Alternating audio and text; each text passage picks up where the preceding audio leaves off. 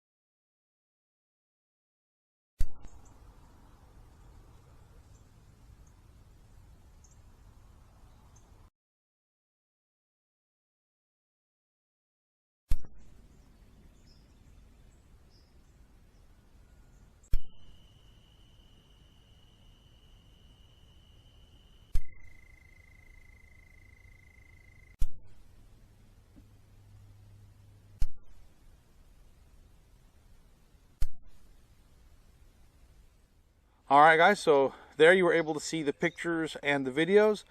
My impressions of the pictures and videos are that actually the videos I think are better than the pictures, especially the nighttime pictures. I didn't find they are not bad, but especially if the animal's moving at all at night, it just was blurry. And that's pretty typical of trail cameras because of the infrared lights, and the shutter speed has to be slower. So, you know, very few trail cameras can catch really good pictures at night. But the videos at nighttime videos I think were very good. Very good videos at night. They were very clear, so I would just take videos for nighttime. The quality of those were plenty good.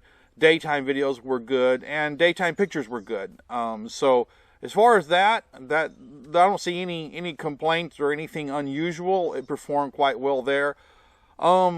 Infrared light distance at night is totally pretty standard, maybe just a little bit further than most. I've seen some cameras that have a shorter throw than that, but I would say that you're going to be able to see things at least 40 feet out with no problems, and still have a good impression about things beyond 40 feet, say 50 feet, no problem. I'll throw a video up here. You can see some deer there, and that farthest deer is over 40 feet away, and that's a good range at night for this camera.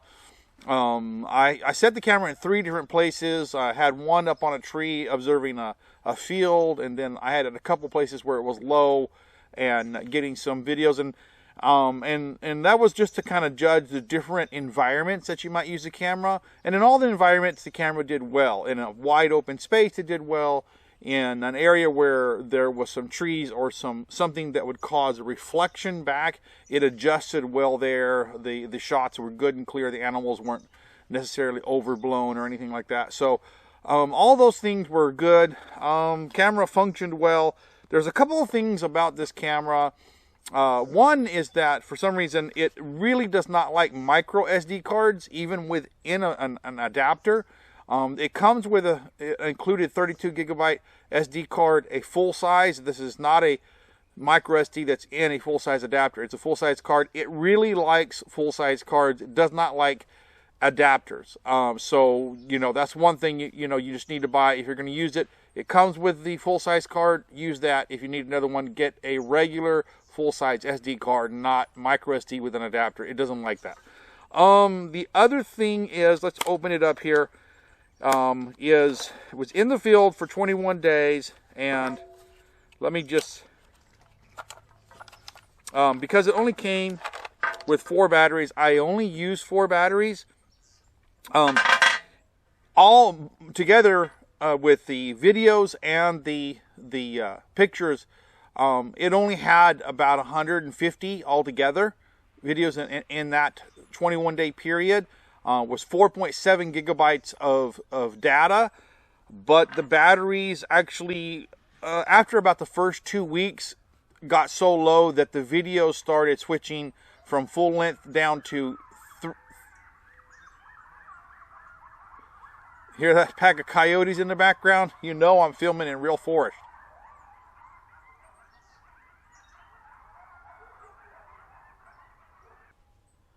Well, that's pretty cool. So you know I'm not in my backyard. I'm out in the forest, guys.